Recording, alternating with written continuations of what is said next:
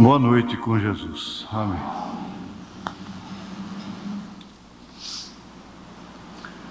Vamos ver aí São João capítulo 6, a partir do verso 48. Nós vamos ler até o 59.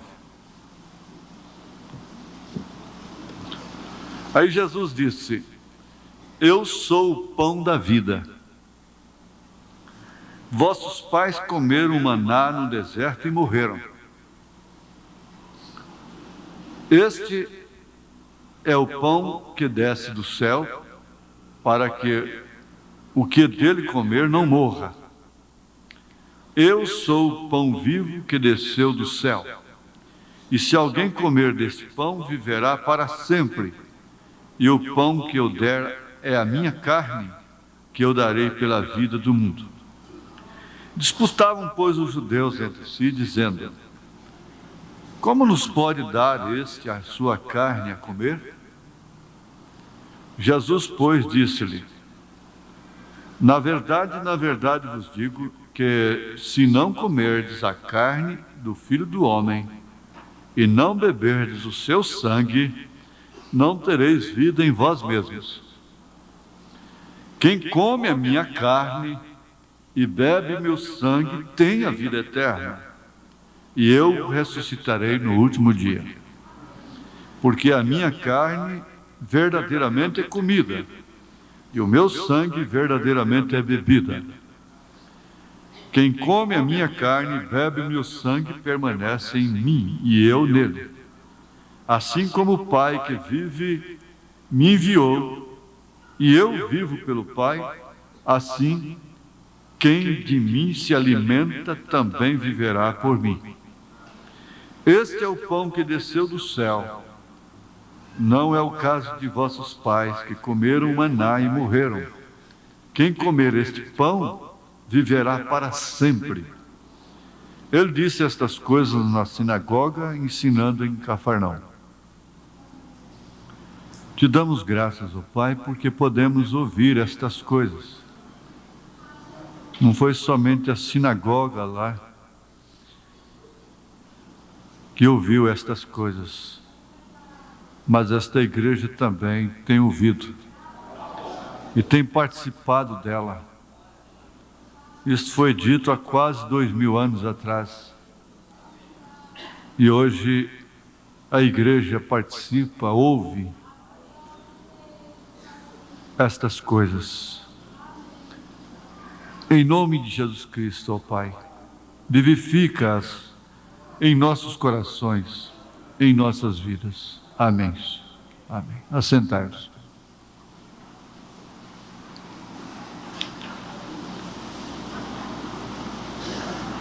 O assunto dentro dos selos, pelo que os irmãos já viram, é a ceia, né? Nós já estudamos assim por cima este assunto, mas hoje nós vamos enfatizá-lo de uma maneira mais objetiva. E aqui no quinto selo, parágrafo 84 e 87, nós pegamos isto, não é? Parágrafo 84. Então vemos que a besta que veio para combatê-lo foi a semelhança do homem. Então você se lembra das 4 bestas, 4 criaturas: leão, boi, homem, águia.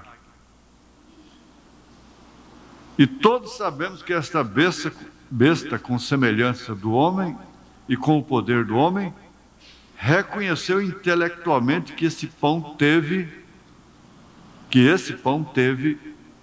Martim Lutero quando subia esses degraus.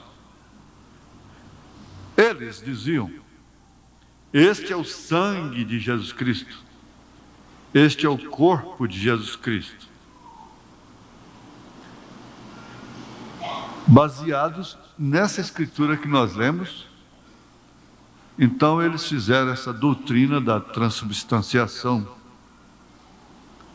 E ali está, segundo eles, o corpo, as unhas, cabelo, tudo de Cristo na hóstia. Mas Lutero, então, o que ele fez? Quando ele subia aqueles degraus, lá no Vaticano, e que o Espírito de Deus já estava trabalhando no seu coração e mostrando para ele que a salvação era pela fé, de graça. Então ele disse, eles diziam, este é o sangue de Jesus Cristo, este é o corpo de Jesus Cristo. Eles diziam. Porém, Martim Lutero o atirou ao chão. Teria que ser excomungado mesmo, né? Depois pelo Papa. Porque pegaram a hóstia e atiraram ao chão. A mesma coisa para os denominacionais. Nós estamos fazendo. Nós estamos atirando a doutrina da Trindade do chão. E a doutrina da Trindade para eles, como era para nós, é tanto quanto aquela hóstia que Martim jogou no chão. Para os irmãos terem uma melhor ideia da coisa, uma noção perfeita da coisa como foi e como é agora. Por isso que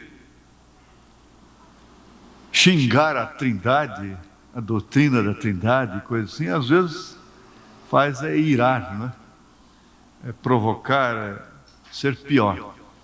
Então começaram mostrando com graça a unidade de Deus, seria mais sábio.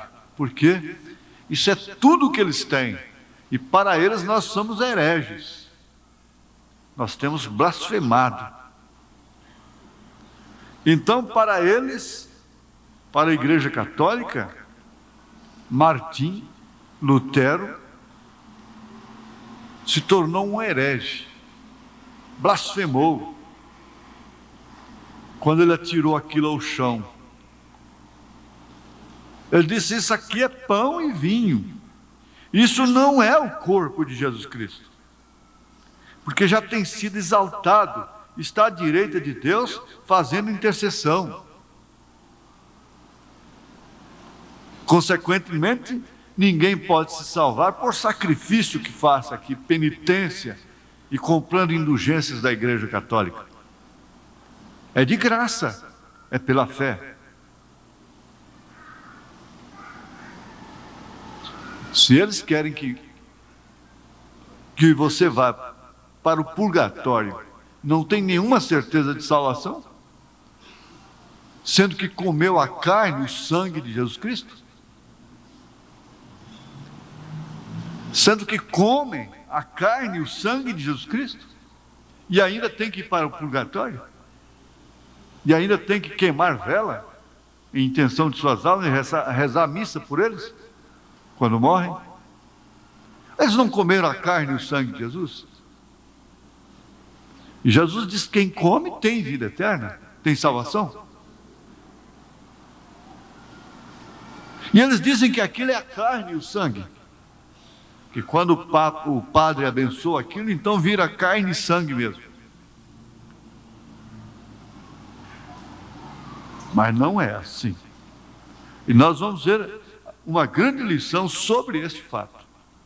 Está ligado a outro assunto muito importante com a igreja. Então, ali estava a sabedoria, começou a era do homem. Até então estava sendo a do boi, trabalhando e indo para o sacrifício. Mas com aquilo começou a era do homem.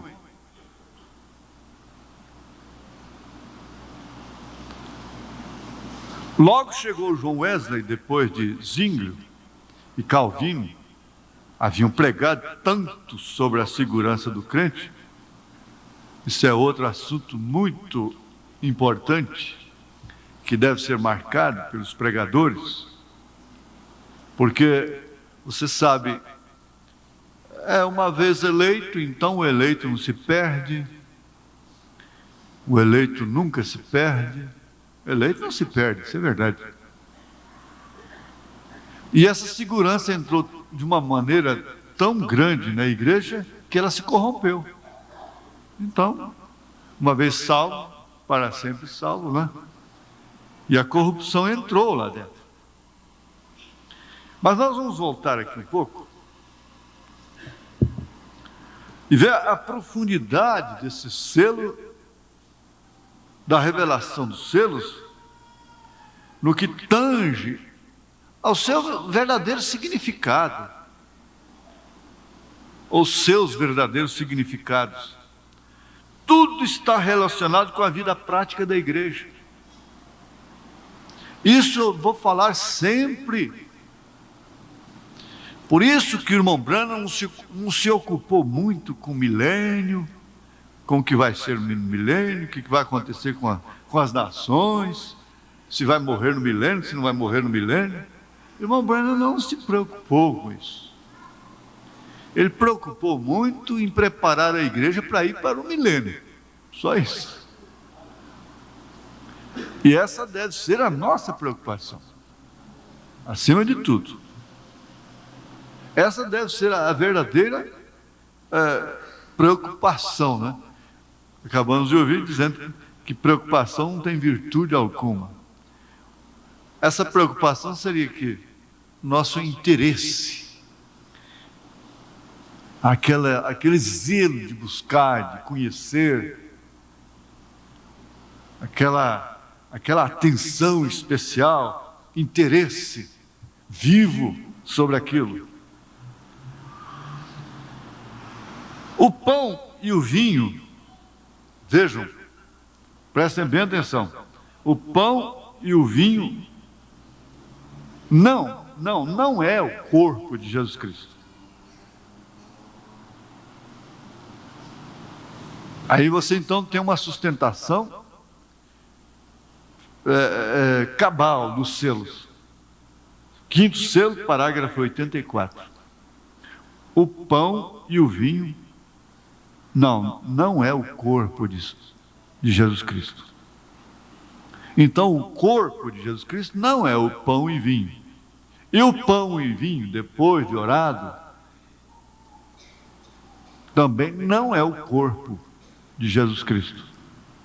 Não é o corpo de Jesus Cristo.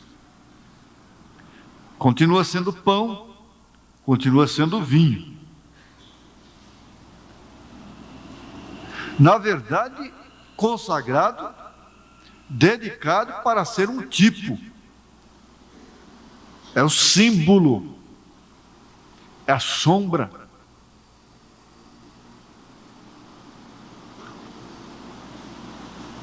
Agora, como o pão, presta bem atenção, como o pão e o vinho,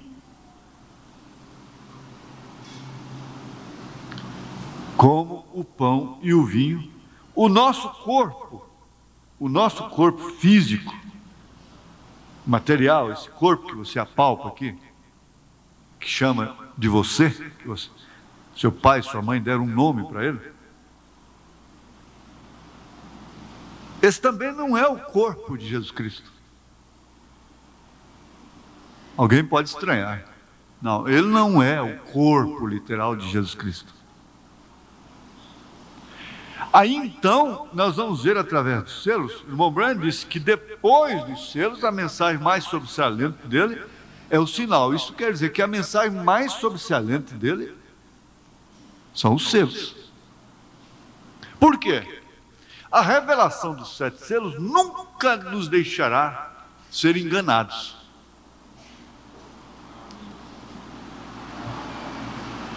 A vida, os frutos do Espírito Santo, os dons, tudo isso pode ser enganado, pode ser imitado, pode ser manufaturado, todo mundo pode fazer.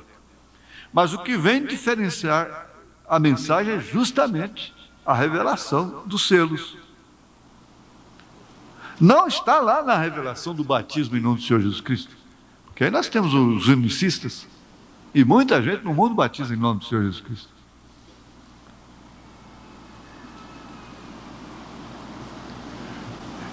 E o que não permite a igreja ser enganada é, sem dúvida alguma, a revelação dos 7 selos. Porque na revelação dos 7 selos, você tem aquilo que se cumpriu, já é história, primeiro, segundo, terceiro selo. Você tem aquilo que está acontecendo e o que vai acontecer, juntando a Escritura, a história e a revelação. Agora, você vai notar, irmão, irmã, que isso aqui é o prêmio, é a recompensa de você vir à casa de Deus hoje. O seu corpo não é o corpo de Jesus Cristo. O corpo físico, material, não. Como o pão e o vinho não formam o corpo de Jesus Cristo. Como o pão e o vinho. O corpo físico, esse corpo aqui, essa carne aqui, não é o corpo de Jesus Cristo. Você pode até lembrar de alguma escritura aqui, nessa hora, que prove o contrário. Não, espera um pouquinho. Agora que nós vamos entender realmente o discernir o corpo do Senhor. Que sem o qual, isto é, sem este discernimento, você toma a ceia indignamente. Por quê? Não discernindo o corpo espiritual de Cristo, você julga o corpo de Cristo pelo que você vê, pela matéria, pela carne.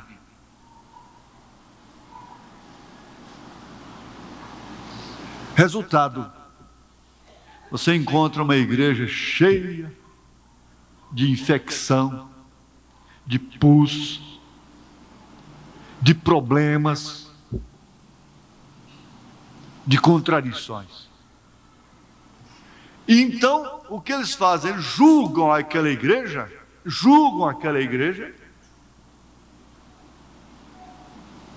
pelo que ela é no seu corpo físico. Sempre foi assim. Julgam pela aparência, pelo que vê. Quando a fé é o firme fundamento das coisas que se esperam e a prova das coisas que não se veem. Agora, é claro que tem que ter uma certa autoridade para dizer uma coisa dessa. O corpo de Jesus Cristo não é o corpo físico da igreja. É o corpo espiritual. Quando esse tabernáculo for desfeito, há um outro. 1 Coríntios 5. Agora, a igreja,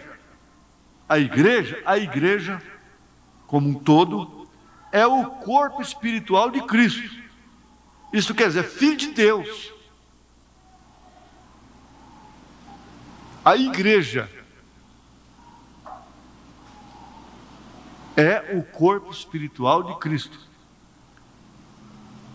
O Filho de Deus que nós temos, porque é filho do homem, filho de Deus e filho de Davi. O Filho de Deus é a igreja, é o corpo de Cristo. Mas esse corpo é espiritual, é o corpo espiritual dele. Já assim você vai compreender melhor. O corpo físico, esse corpo seu, esse corpo nosso, aqui, esse é templo. Esse, individualmente falando, é templo, é casa de Deus, é templo do Espírito Santo, mas não é o corpo de Jesus Cristo. Eu acho que está bem compreendido, não é, pastor Vai? Não se trata do corpo de Jesus Cristo. Porque o corpo de Jesus Cristo será semelhante a Ele, com o poder de sujeitar a si todas as coisas. Filipenses 3, a partir do verso 20. Esse é o corpo de Jesus Cristo. Agora, nós somos, é claro, potencialmente esse corpo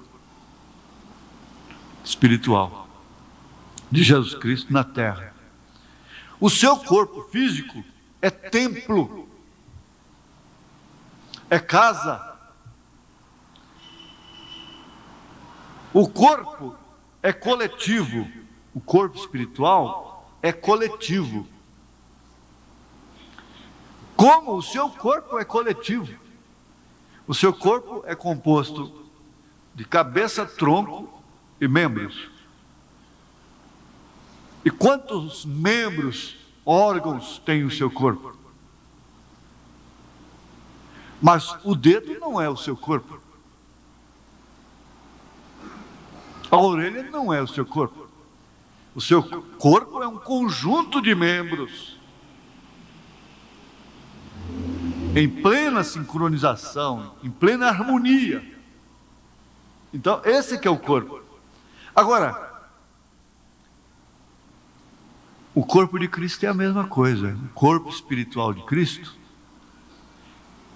é o corpo completo de Jesus Cristo, desde o primeiro até o último, que pertence a esse corpo. Então, esse é o corpo espiritual. É coletivo.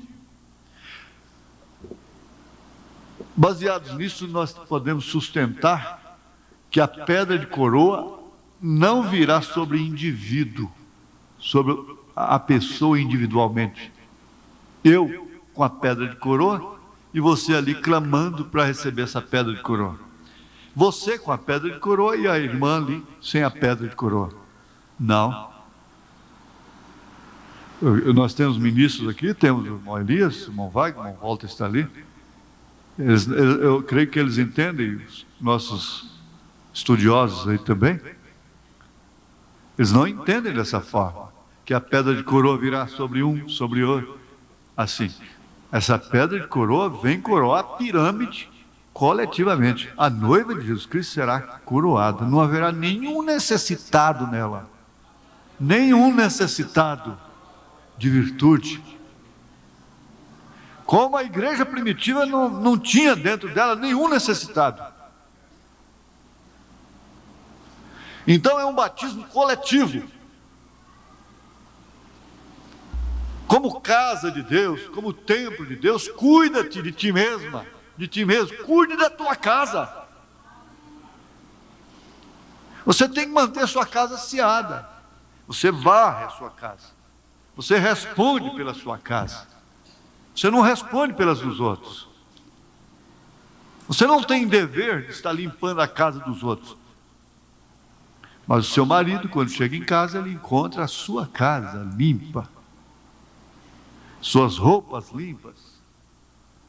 O seu alimento na mesa. Por quê? Você cuida da sua casa. Então, isso é que faz a revelação, o discernimento do corpo do Senhor.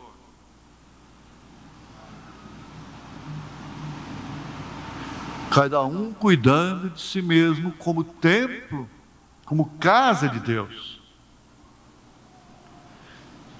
No que se tange, no que está relacionado à igreja como todo. Ora, gente, por isso é que não haverá nenhum necessitado, não haverá um ali no ponto de ônibus, outro de carro, um com 100 anos de idade, outro com 10 anos, 15 anos. Todos serão perfeitos em Cristo. Todos vão sujeitar todas as coisas. Vamos lá aos Filipenses? Os Filipenses, capítulo 3.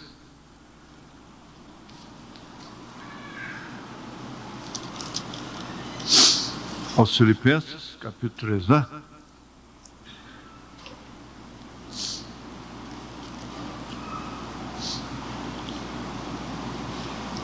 Verso 20. Mas a nossa cidade está nos céus, donde também esperamos o Salvador, o Senhor Jesus Cristo,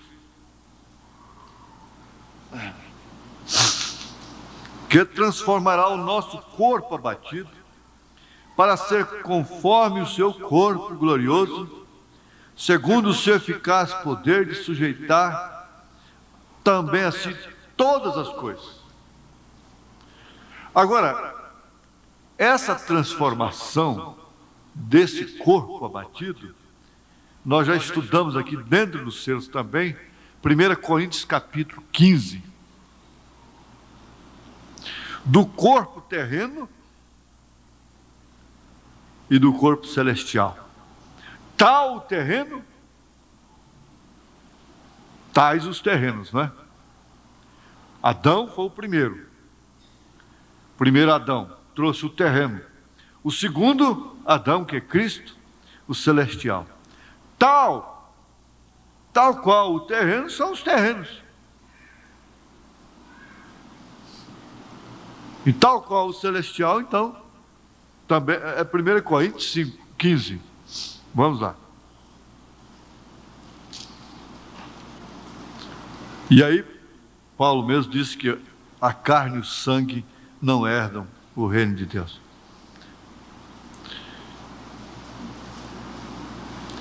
44 em diante. Semeia-se corpo animal, ressuscita-se corpo espiritual.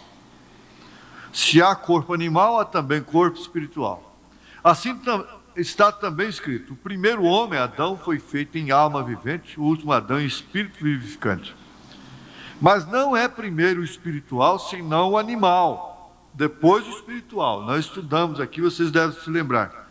Não é primeiro, isso quer dizer, se você não existiu como animal, você nunca vai existir como espiritual.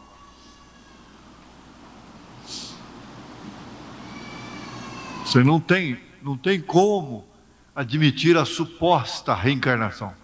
Não há. Então, primeiro é o animal, depois o espiritual. Para você se transformar em corpo espiritual, é claro que você teria que ser corpo animal primeiro. O primeiro homem da terra é terreno, o segundo homem, o Senhor, é do céu. Qual o terreno? Tais são também os terrenos. Isto quer dizer iguais. E qual o celestial? Tais também os celestiais.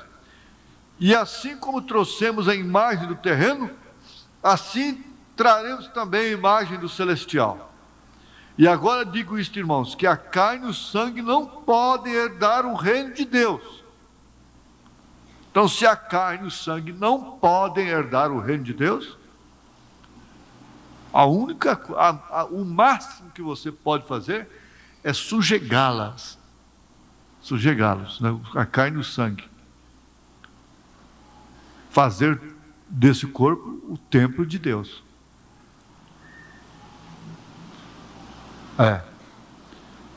E agora digo isto, irmãos, que a carne e o sangue não podem herdar o reino de Deus, nem a corrupção herda a incorrupção. Eis aqui vos digo um mistério.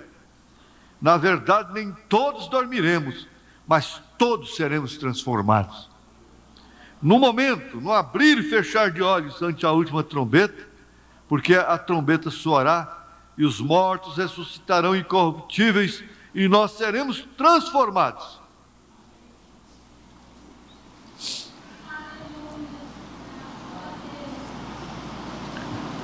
Quando o irmão Brana foi em êxtase lá na sexta dimensão, nós conhecemos bem aquele fato, aquela história que ele conta. A ele foi apresentada uma jovem muito linda, com seus 20 anos de idade. Então o que aconteceu? Aquela voz, aquele anjo perguntou para ele: você sabe quem é esta? Ele disse: não, nunca vi antes. Ele disse: essa é aquela velhinha, anciã, de 90 anos de idade que você guiou a Cristo lá na terra.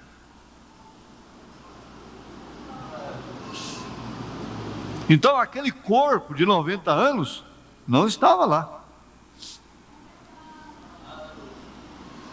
Nós vamos nos reconhecer em corpos espirituais. Isso é maravilhoso. Ora, segundo os Coríntios 5, né? Porque sabemos que se a nossa casa terrestre deste tabernáculo se desfizer, temos de Deus um edifício numa casa não feita por mãos, eterna, nos céus. Essa casa eterna é que forma o corpo de Jesus Cristo. Então, eu posso afirmar com segurança que o corpo se trata do coletivo. Você não pode dizer que um membro seu é o corpo. Você não é o corpo de Cristo, você pertence ao corpo de Cristo. Não é verdade? Como membro do corpo. Porque você já tem em si a transformação. Você já tem em si aquela semente, a predestinação para ser transformado. Então, o corpo de Jesus Cristo compreende desde a primeira era até a última era, todos aqueles que nasceram nesse corpo. Então, o irmão Branham diz: você não entra nesse corpo, você nasce nele. Como o seu dedo não foi acrescentado na sua mão depois que você nasceu. Você já nasceu com ele. E você não entra na igreja pelo apertar de mão. Você já nasceu nela. Você já nasceu no corpo de Jesus Cristo. Agora, esse corpo que você olha, esse é casa de Deus, templo do Espírito Santo. E aí está, nele,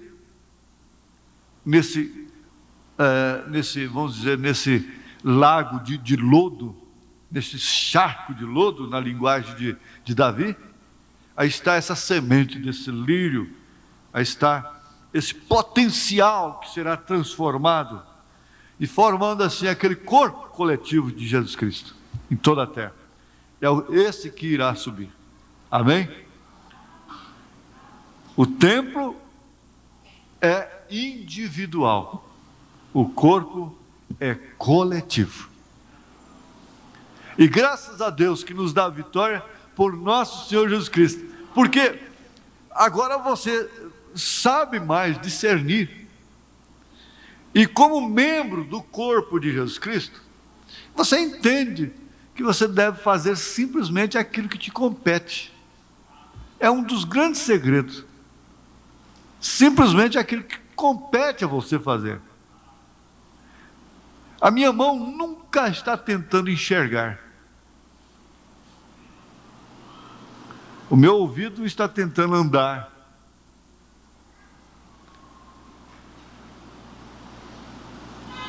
Ele não tenta fazer isso. Porque ele é para escutar. Por sua vez, meus olhos não estão tentando ouvir. Porque eles são para ver, enxergar. Os pés não estão tentando escutar, enxergar, porque eles são para andar, equilibrar o corpo. Cada um no seu devido lugar. Esse é o segredo. O profeta disse isso na mensagem Deus escondido em simplicidade. E é tão simples, tão simples. É tão simples que fará sempre a gente lembrar do irmão Bob. É tão simples, tão simples. Vamos ficar de pé.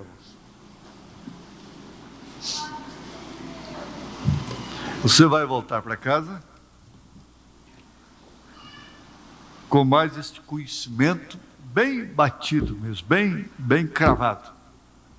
Eu sou casa de Deus, por isso Justamente por isso que eu cuido do meu corpo como templo do Espírito Santo. Porque o eu, aquele que está lá dentro, aquilo que não vai morrer, pertence ao corpo de Jesus Cristo. É membro do corpo do Senhor Jesus Cristo. Tanto que não existe a palavra membra. É membro. Membro do corpo do Senhor. Ela é um membro do corpo do Senhor Jesus Cristo. Ele é um membro do corpo de nosso Senhor Jesus Cristo. Em Cristo não há macho nem fêmea. É nesse sentido que Paulo disse. Então todos pertencem ao corpo. Agora você, individualmente, é que vai saber o que você vai fazer com esse templo, com essa casa de Deus, que é o seu corpo físico individual. Pastor Elias. Você é um pregador do Evangelho também, e você está aqui por uma boa causa. Você não está doente, você está em necessidade e você quer um avivamento pentecostal para começar em sua igreja. Todos nós queremos isso. Vamos todos ficar de pé.